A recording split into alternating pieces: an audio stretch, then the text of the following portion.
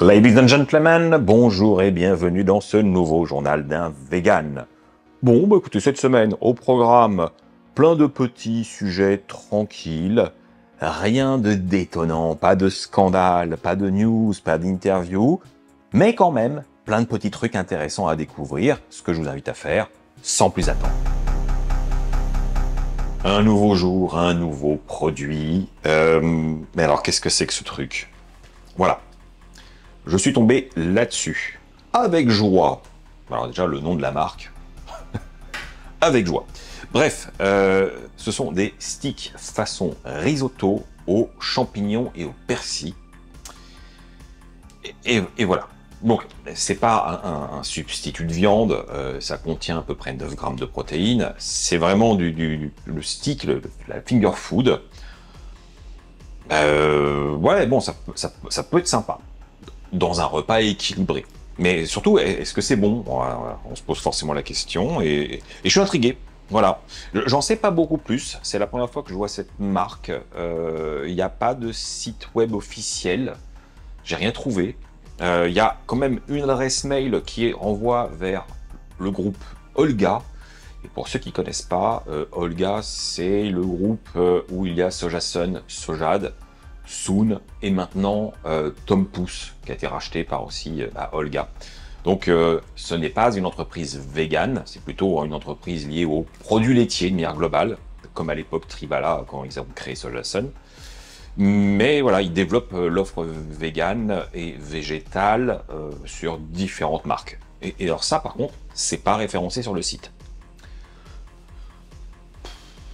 Oui, c'est compliqué parfois. Donc je n'ai pas plus d'informations sur la marque avec joie, il faut juste maintenant passer au concret, c'est-à-dire les préparer, goûter, et je vous donnerai mon opinion. Alors par contre, c'est là quand même qu'on se rend compte de l'utilité d'un petit logo, hein, un petit mot vegan quelque part, parce que j'ai relu la compo 4 fois, parce qu'elle est longue, il y a plein d'ingrédients, alors il n'y a pas de trucs bizarres, hein, mais il y a pas mal de petits ingrédients, style des épices, des trucs. Il n'y a pas marqué végétal, il n'y a pas marqué végétarien, il n'y a pas marqué vegan, il n'y a pas marqué végétalien, nulle part. Alors, on sait que c'est fabriqué en Bretagne, ce qui est cool, mais ça nous fait comme une belle jambe. Donc, bref, rassurez-vous, j'ai quand même vraiment consciencieusement vérifié.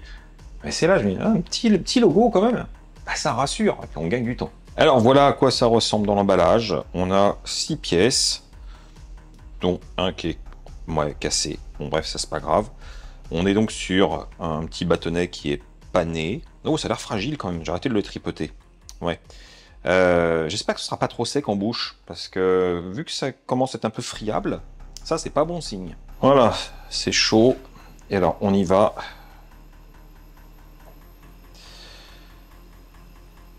C'est une bonne tête, hein, honnêtement.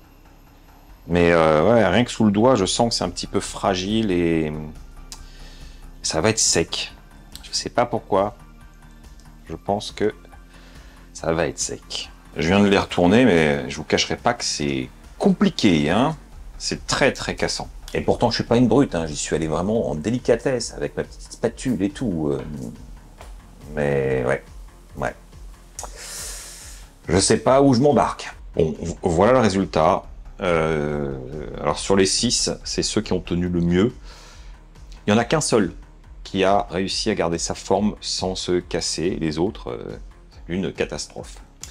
Bref, alors, est-ce que je vais sentir la joie en dégustant le produit? Parce que au niveau cuisson, par contre, c'est pas le sentiment qui m'a envahi, j'avoue. Goûtons. Alors, ouais, hop, c'est parti.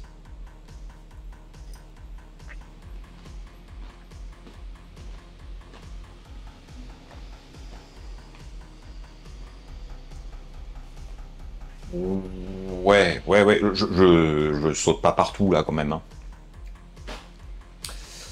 Hein. C'est pas mauvais. Ça veut pas dire que c'est bon. Déjà, il y a un cruel manque de sel dans la recette. Ça rend fade. Alors, je sens la note de champignon, je sens la note de persil, donc ce qui est annoncé, je l'ai. Mais Il n'y a pas de longueur, quoi. C'est un peu un arrière-goût un peu vide. Ce qui est toujours embêtant. Enfin, pour moi, c'est pas un truc qui me plaît. Par contre, alors, la panure, le croustillant est vraiment très réussi. Il n'y a aucun problème là-dessus. Il y a une bonne épaisseur. Donc, le ratio entre la farce et la panure, c'est très bien. Maintenant, le riz à l'intérieur est pas trop cuit. Il garde quand même un peu de densité sous la dent. Mais je pense que le riz plus que le champignon, c'est pas assez ferme en termes de structure. Et c'est peut-être pour ça que ça se casse facilement. Je ne sais pas. Je ne sais pas. Sinon, voilà quoi. Ça me fait penser à une sorte d'arancini qui n'aurait pas la forme, qui serait de façon un peu stick, mais en fade. Ah si, avec ça je vous donne envie. Ouais, voilà. En même temps, mon but c'est jamais de vous donner envie, c'est de vous donner un avis personnel, mais objectif. Donc si c'est pas extraordinaire, vous faites comme vous voulez, mais même quand je vous dis que c'est bon, vous faites comme vous voulez. Alors, contrairement à ce que je vous ai dit en début de vidéo, j'ai trouvé le site officiel de Avec Joie. C'était marqué sur l'emballage, mais sur un côté, bref, là où j'ai pas regardé. Ah, ça arrive, ça arrive. Bon, il y a 3 références. 3 produits qui ont l'air aussi dans cet esprit un peu finger food. Bon, voilà. Ça m'attire pas plus, je vous laisse regarder. Et les 3 sont végétaliens. J'ai vérifié les recettes des 3 produits. Donc voilà. C'est breton, c'est bio, mais c'est pas fou, quoi. Aujourd'hui, on va parler transit. Eh oui. En fait, j'ai vu sur Netflix un documentaire qui s'intitule « À l'écoute du ventre, les secrets de votre santé » et j'ai trouvé ça à la fois instructif et super intéressant. Franchement, j'ai découvert pas mal de choses liées à la digestion, au transit, tout ça, tout ça. Et c'était en plus relativement bien présenté de manière ludique. Alors, ça vient pas de nulle part. Vous avez peut-être entendu parler d'un livre qui a eu énormément de succès il y a quelques années, qui s'appelle « Le charme secret de l'intestin » par la docteure allemande Julia Enders. Eh bien, on la retrouve dans ce documentaire et qui vient nous faire part de ses découvertes, de ses conclusions et comment. Alors, je ne sais pas si on est sur une adaptation du livre en documentaire. Je ne pense pas. Mais c'est la même idée. Voilà. Alors moi, j'ai pas lu le livre, donc je pourrais pas le dire. En tout cas, ce qui est intéressant, c'est que on découvre que la région des intestins, toute la digestion, a une influence énorme sur notre bien-être. Et on parle pas juste du bien-être de la digestion, notre bien-être mental, notre bien-être physique, etc., etc. On parle même d'un second cerveau et d'un autre centre des émotions. Ce qui est un éclairage assez intéressant, je trouve. Alors, au niveau du documentaire, on va suivre le témoignage de différents profils qui ont chacun leurs problèmes, et qui se posent des questions et qui cherchent donc des réponses, vous l'aurez deviné. C'était vraiment très chouette. La docteure allemande est très marrante dans son approche, très légère, très joyeuse, très positive. On découvre d'ailleurs dans le documentaire qu'il y a même eu une grande exposition interactive. Ok, je ne savais pas que ça pouvait se faire, et ça avait l'air très très sympa. Bref, si vous posez des questions sur votre digestion, et que vous avez envie de passer quand même un très bon moment, je vous recommande ce documentaire. Souvenez-vous, il y a environ 3 mois, je vous annonçais que j'abandonnais la marque Doc Martens au profit de la marque Solover, qui propose des chaussures véganes. Tout comme Doc Martens, dans le même style, un peu moins cher, fabriqué en Angleterre et non pas à l'autre bout du monde, et dont la réputation de qualité n'a rien à envier aux premières Doc Martens de la grande époque, puisque d'ailleurs ils partageaient les mêmes techniques et les mêmes usines d'origine. Bon, je me suis dit qu'au bout de 3 mois à porter cette chaussure, il est temps de faire un petit bilan. Parce que c'est bien beau de vous parler de chaussures neuves, mais bon, à part les premières impressions du déballage, Rien ne vaut l'expérience pour voir la durabilité, le confort, le style, comment ça évolue. Et c'est ce que je vous propose de faire aujourd'hui, à peu près après 3 mois d'utilisation, plusieurs fois par semaine. Et donc, revoici la chaussure après avoir un peu vécu, les amis. Donc déjà, vous pouvez voir qu'elle est dans un état absolument impeccable, mais qu'elle a commencé à prendre des petits plis tout à fait naturel qui donne un aspect très réaliste par rapport à du cuir. On n'a pas l'impression d'avoir une chaussure synthétique pour autant. Ça, c'est quelque chose que j'avais hâte de voir parce que, on doit le reconnaître, chez Doc Martens, la version vegan vieillit très bien en termes de tige. Ça a un aspect vieux cuir tout à fait élégant et crédible. Là, comme c'est les chaussures qui sont un peu plus brillantes, mais c'est un fini brillant volontaire, je me demandais si on allait avoir quelque chose qui soit sympa ou pas. Et franchement, je sais pas si vous allez bien voir avec le jeu de lumière. Regardez, waouh. Vous voyez ces petits plis? Ben moi j'aime bien. Ouais. L'autre aspect qu'on va devoir prendre en compte pour ce type de chaussure, c'est la fameuse semelle. Donc, est-ce qu'elle a tenu ses promesses jusqu'à présent? Alors, comme vous pouvez le voir, voilà, le talon est à peine usé. Le crantage n'a absolument pas bougé. La pointe, à peine aussi, c'est ridicule. Donc, pour l'instant, par rapport à des docks, je suis plutôt très content. Sachant que, ah oui, tiens, partage d'expérience. Vous le savez, avec Laura, on a été à Stockholm et on a eu de la neige. J'ai donc pu marcher dans la neige. Je ne glissais pas. Alors bien sûr, comme toujours, hein, c'est pas une promesse. Marcher sur la neige, c'est un savoir-faire, mais selon les chaussures, que vous sachiez bien vous équilibrer ou pas, et bien poser votre pied, ça risque de partir dans tous les sens si c'est lisse. Et avec mes vieilles docks, c'était risqué, vraiment. Là, j'étais en pleine sécurité, j'agrippais bien, je bougeais pas, super. Franchement, rien à redire. Et puis dernier point à aborder, qui n'est quand même pas des moindres, confort. Bah oui, confort. Franchement, comparativement aux docks, je les trouve nettement plus confortables. Alors, je vais pas vous mentir, il faut les faire, il faut les casser. Donc, vous n'allez pas être à l'abri de quelques ampoules, de quelques frottements à des endroits de votre pied qui est un peu plus fort. C'est tout à fait normal, mais ça se détend. Mais c'est un tissu, parce que je vais pas parler de cuir, mais on est quand même sur une garniture, on va dire, qui est réactive à la chaleur de votre corps, d'où les plis, et ça fait le boulot. Alors n'oubliez pas, hein, je fais tout à pied, donc quand je marche, je fais pas juste un aller-retour au bout de la rue, c'est souvent 10, 15 km. Voilà. Bon, par contre, on va quand même pas délirer. Après une grosse journée de marche, les chaussures aux pieds, je suis content de les retirer. Je suis aussi très content de ne pas avoir eu de problème dans ma marche, ni avoir souffert des pieds. Au contraire, je me sens vraiment en sécurité. C'est des chaussures qui donnent un sentiment effectivement, de sécurité, de solidité. Donc c'est vraiment très cool. Donc voilà, c'était le bilan des 3 mois. Je referai un autre bilan d'ici 3 mois. Ouais, je compte faire ça sur toute la première année. Oui, parce que je pense que c'est la manière la plus objective de tester une marque, c'est vous relater l'expérience, voilà, avec des petits paliers pour voir si, oui, vous pouvez acheter en toute confiance si vous avez besoin de renouveler des chaussures.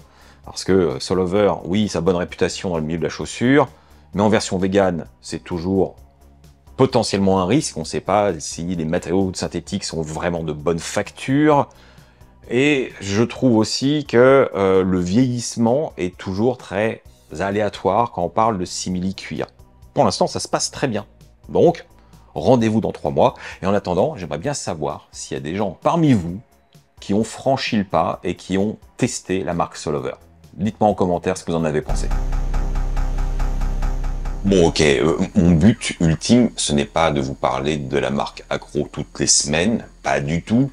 Mais vous le savez certainement, soit je reçois des produits en service de presse, et dans ce cas-là, j'en parle avec vous. si c'est intéressant, ou au contraire, bah, c'est mon quotidien, ma réalité. Et en ce moment, je découvre des produits accros que je ne connais pas dans les magasins que je fréquente. C'est encore le cas cette semaine. Et voilà, je suis tombé là-dessus. Des mini saucisses à griller. Bon, j'ai hésité à les prendre, honnêtement. Parce que je me suis dit, bon, est-ce que c'est vraiment juste les saucisses accros en petit, ou est-ce que c'est un autre produit qui a l'air sympathique? Et bon, bah comme toujours, hein, pour avoir la réponse, il faut goûter au moins une fois. Et je me suis dit que si moi je me posais la question, il est probable que vous aussi, si vous tombez sur un rayon où il y a plein de produits accros et que vous voyez ça, vous dites, bah, c'est différent ou c'est la même chose, juste que la taille diffère. Il faut répondre à cette question. Il le faut. Bon, comme toujours avec Accro, on est sur un produit français, messieurs, dames, avec de la protéine de pois, de la protéine de blé, et le taux est de 17 grammes au 100 grammes, ce qui est tout à fait convenable. Bref, je l'ouvre, j'ai regardé quand même la méthode. Bon, je suppose qu'un petit peu d'huile, une poêle, et puis c'est fini, hein. C'est ça, voilà, c'est reparti. Mais avant tout, vous pouvez compter sur moi pour compter. Et oui. Alors, il y en a combien, là? 1, 2, 3, 4, 5, 6, 7, 8. 1, 2, 3, 8. Il y a 16 petites saucisses. Et il y en a 8 de chaque. Donc là, le compte est bon. Voilà. On est bien en paire. Tout va bien. Allez, poêle chaude. Hop. Un petit peu d'huile. Pas plus. Hop. Et on va faire griller nos mini saucisses, sans plus de manière.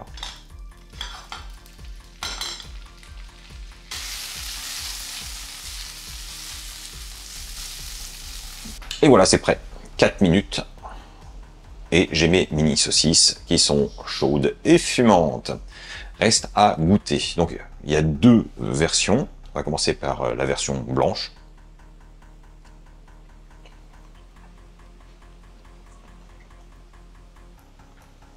Ok.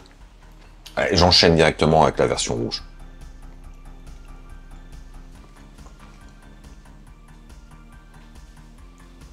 Bah ouais. Comme on pouvait s'y attendre, c'est exactement le même produit que les grandes saucisses classiques de chez Accro. On retrouve la chipolata et la merguez. Rien de plus, rien de moins, sauf voilà, la taille qui change. Et très honnêtement, sur le paquet, c'est marqué apéro, et je comprends, effectivement, c'est le genre de choses, avec un petit pic, sur une table, avec d'autres trucs à grignoter, c'est sympa, c'est bon, voire même, pourquoi pas, pour mettre des mini feuilletés saucisses qui soient élégants. Bon, après, c'est pas très compliqué de prendre des grandes saucisses et de les couper en morceaux, mais c'est vrai que là, c'est mieux fini, c'est un peu plus agréable à l'œil. On chipote, mais c'est dans le détail qu'on trouve l'élégance, donc pourquoi pas.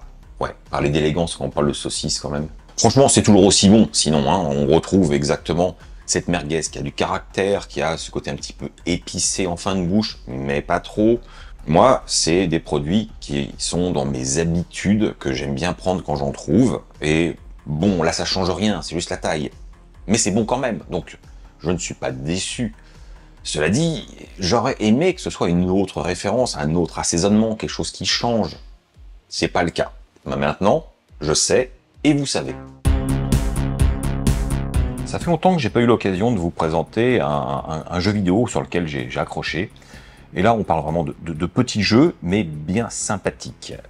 C'est The Battle of Polytopia. Alors, on est sur du petit jeu de stratégie qui fait grandement penser à des jeux du type Age of Empire ou Civilisation. Vous voyez, vous allez avoir une tribu que vous allez devoir faire croître tant dans la conquête de territoire que par sa conception de nouvelles technologies lui permettant d'avoir plus de ressources, etc., etc. C'est un jeu qui est très facile à prendre en main et je l'ai découvert sur mon iPad grâce à Apple Arcade, tout simplement. Donc moi c'est gratuit, c'est inclus dedans. Mais j'ai découvert que c'était un jeu aussi qui était disponible sur Steam, oui, et que c'est du multiplateforme. Ça marche sous Mac, ça marche sous Linux et ça marche sous Windows. Donc, on peut jouer en solo ou en multijoueur. Ok. Et je trouvais la dynamique vraiment très cool. Alors, ça révolutionne pas le genre, c'est même une version assez simplifiée des grands ténors du jeu. On est sur des parties en tour par tour, vous allez dépenser vos points, et ces points, ça va être soit du déplacement, soit de la conquête de lieux, soit du développement technologique, soit de la création de nouvelles unités, etc., etc. Vous l'aurez compris, à chaque tour, vous regagnez un certain nombre de points que vous allez redépenser et essayer de survivre en conquérant un maximum de territoire. Cela dit, vous pouvez la jouer très pacifique, puisqu'il y a une option de diplomatie et vous pouvez jouer en paix avec les autres joueurs. Avouons-le, c'est pas forcément ce qu'il y a de plus passionnant et finalement, il n'y a pas grand monde qui a envie de jouer comme ça. Mais moi, j'apprécie l'idée et souvent sur des parties, on peut être comme beaucoup, sur une partie à 8, il y a toujours un ou deux qui sont OK pour faire la paix avec moi. Et dans ce cas-là, ça permet d'être un peu plus tranquille et du coup de partager des ressources en commun. Et ça, c'est bien vu. On est vraiment sur un principe de diplomatie. Le graphisme du jeu est un petit peu enfantin, mais plutôt sur un côté rétro. On n'est pas sur quelque chose de hyper réaliste ou qui se veut historique. D'ailleurs, dans les tribus que l'on peut choisir, il y a quelques tribus fantastiques, un peu bizarres. Personnellement, j'apprécie pas trop de jouer avec ou même être en adversaire. Je préfère les choses liées à des peuples qu'on connaît, même s'ils sont pas nommés, ils ont quand même des archétypes qu'on comprend assez vite. Et les parties durent un temps raisonnable. J'avouerai que je passe rarement plus de 15 minutes sur une partie et c'est bien suffisant. Donc on est vraiment sur le petit jeu à la cool qui prend pas trop de temps et de ressources. C'est agréable, mais il n'est pas idiot pour autant. Hein. Vous n'êtes pas sur du Candy Crush avec de l'aléatoire. Là, vous allez avoir quand même quelque chose à construire, des stratégies à adopter et à apprendre au fil de votre expérience. D'ailleurs, est-ce que par hasard, parmi vous, il y a des gens qui jouent à Polytopia? Ce serait assez marrant. Je pense pas que ce soit un jeu extrêmement connu, mais en tout cas, je tenais à attirer votre attention dessus si vous aimez ce type de divertissement. Connaissez-vous le BLT? Non? Je vous explique vite fait. C'est un sandwich anglo-saxon avec les initiales BLT pour Bacon, Lettuce, Tomato. Ce qui veut dire que vous avez déjà les 3 ingrédients principaux qui vont composer ce sandwich classique, délicieux et parfaitement véganisable grâce au bacon qu'on trouve en ce moment sur le marché. Si vous voyez bien ce que je veux dire. Donc on va rester dans les codes, mais juste avec cette petite pointe de fantaisie qui fera toute la différence.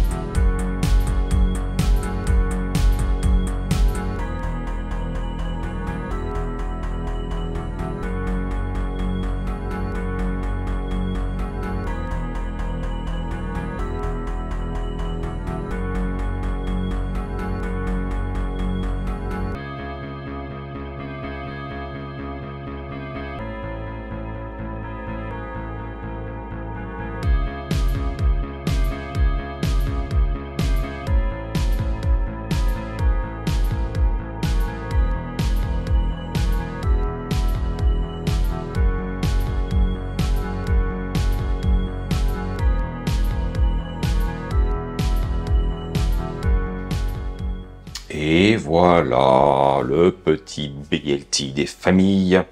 Bah, je suis très content du résultat. J'avais des belles tomates qui étaient bien mûres. Et effectivement, normalement, on met de la laitue. Et moi, j'ai mis un mélange salade mesclun parce que bah, je préfère. Je trouve que c'est un peu plus classe visuellement. Et puis même en goût, il y a différentes saveurs avec plus ou moins de sucrosité, d'amertume, de côté végétal. Ben, voilà. La fraîcheur est au rendez-vous, c'est tout ce qu'on lui demande. Mais un petit truc en plus, moi je dis jamais non. Bon, le bacon, vous savez qui c'est. Hein. Et puis, alors la petite sauce, normalement, ça c'est pas réglementaire, mais rajouter des caprons avec de la jalapeno dans une mayo et finir avec un tout petit peu de za'atar, moi je dis, ça devrait marcher. Ça devrait. J'ai jamais fait. Goûtons. Alors, voyons ça. Alors, n'oubliez jamais que l'ordre des ingrédients dans un sandwich est très important pour sa structure et le fait qu'il tienne en place. N'oubliez pas, il n'y a pas de hasard.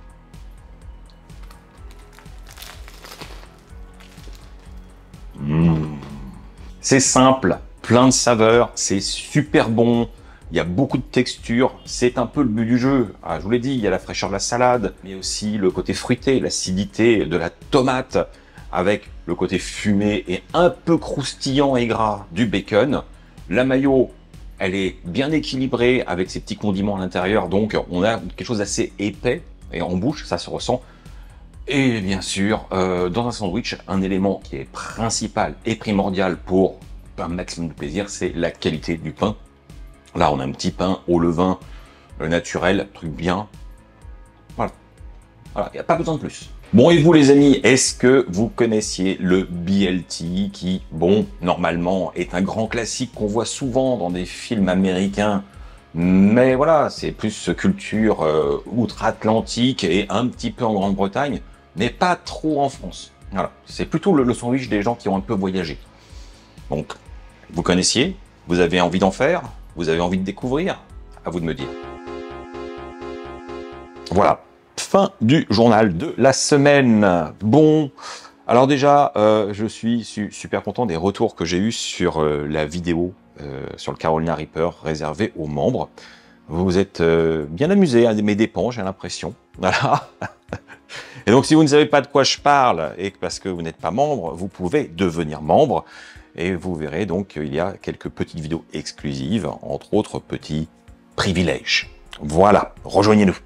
Sinon, vous pouvez toujours me soutenir sur Tipeee, c'est toujours apprécié. Vous devez me lâcher des pouces, vous devez faire ça pour moi. C'est tellement agréable. Vous abonner si ce n'est pas encore fait, hein, quand même, attention. Et puis, sinon, j'espère que vous avez passé une excellente semaine. Portez-vous bien et on se retrouve la semaine prochaine sans faute pour de nouvelles aventures. Tchuss!